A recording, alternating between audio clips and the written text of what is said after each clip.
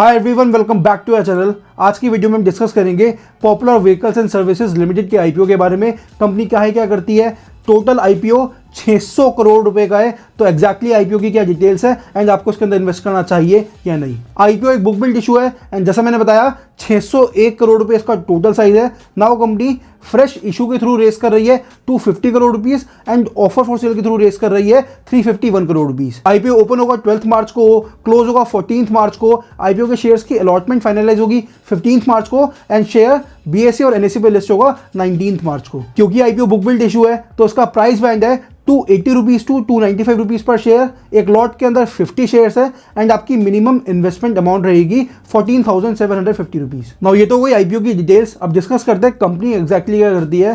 Popular Vehicles and services incorporate हुई थी 1983 में एंड इनका मेन काम है कि ये ऑटोमोबाइल डीलरशिप्स मैनेज करते हैं और रन करते हैं। तो जिस तरीके से कार्स हो गई या कार्स की कोई कंपनी हो गई, ज़रूरी थोड़ी है कि उसकी जितनी भी डीलरशिप्स है सारी कंपनी ही रन कर रही हैं। तो बहुत सारी ऐसी कंपनीज होती है जिनके बारे में हमने बिल्कुल भी नहीं सुना होता, लेकिन वो जो फोर फ्रंट ब्रांड्स हैं जिनको हम जानते हैं उनको चलाने में काफ़ी हेल्प करती है। This is one of that. In fact ये मारुति के बहुत लॉन्ग टाइम पार्टनर है, इसीलिए it is a good company. Now इनकी सर्विसेज सिर्फ डीलरशिप रन करना ही नहीं है, डीलरशिप के जो बाकी काम होते हैं वो भी करते हैं। जैसे through out the life cycle of vehicle ownership ये सर्विसेज प्रोवाइड करते हैं कि first service, second service, third service, इस तरीके से सर्विस प्रोवाइड करते हैं। उसके अलावा जो भी स्पेयर पार्ट्स डिस्ट्रीब्यूशन हो गया, ड्राइविंग स्कूल से रन करते हैं। उसके अलावा थर्ड पार्टी ये फाइनेंशियल और इंश्योरेंस प्रोडक्ट्स भी बेचते हैं, जो भी एक ऑटोमोबाइल से रिलेटेड जितने काम हो गए ना बिल्कुल रिटेल लेवल पे, कि ओके उनकी सेल्स हो गई, उनकी सर्विसिंग हो गई, उनके लिए इंश्योरेंस हो गया,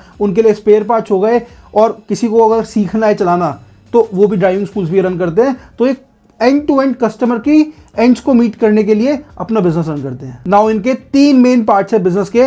एक पैसेंजर व्हीकल्स जिसके अंदर लग्जरी व्हीकल्स भी आ गए, दूसरा कमर्शियल व्हीकल्स एंड तीसरा इलेक्ट्रिक 2 व्हीलर और 3 व्हीलर व्हीकल्स। नाउ कंपनी का नेटवर्क काफी स्ट्रॉन्ग है। इनके पास 59 शोरूम्स है, 126 सेल्स आउटलेट्स और बुकिंग ऑफिसेज है, 31 प्री ओन्ड व्हीकल शोरूम्स है जिसके अंदर सेकेंड हैंड व्हीकल्स बेचते हैं। उसके अलावा 134 ऑथराइज्ड सर्विस सेंटर्स है, 40 रिटेल आउटलेट्स है, 24 वेयर हाउसेज है अक्रॉस 14 डिस्ट्रिक्ट्स केरला के अंदर, 8 डिस्ट्रिक्ट्स कर्नाटका के अंदर, 12 डिस्ट्रिक्ट्स तमिलनाडु के अंदर और 7 डिस्ट्रिक्ट्स महाराष्ट्र के अंदर।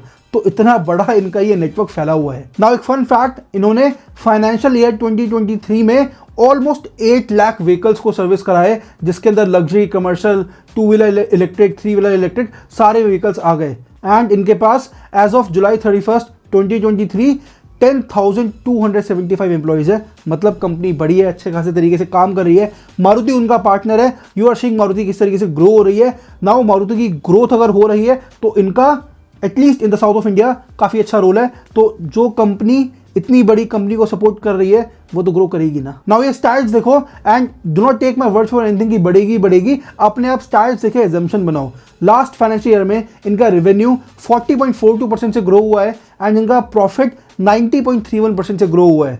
इनफैक्ट 2021 फाइनेंशियल ईयर में इनका रेवेन्यू ऑलमोस्ट 3,000 करोड़ रुपए था, लेकिन इनका profit after tax 32 crore rupees था, that is almost 1%। Next year भी रेवेन्यू थोड़ा सा बढ़ गया एंड ऑलमोस्ट 3,500 करोड़ रुपीस था, लेकिन प्रॉफिट आफ्टर टैक्स सिर्फ 1 करोड़ रुपये बढ़ा, that was 33.67 crore rupees. Now last financial year में इनका रेवेन्यू था ऑलमोस्ट 5,000 करोड़ रुपीस एंड इनका प्रॉफिट आफ्टर टैक्स था 64 करोड़ रुपीस। तो कंपनी कंसिस्टेंटली ग्रो होने ही लग रही है।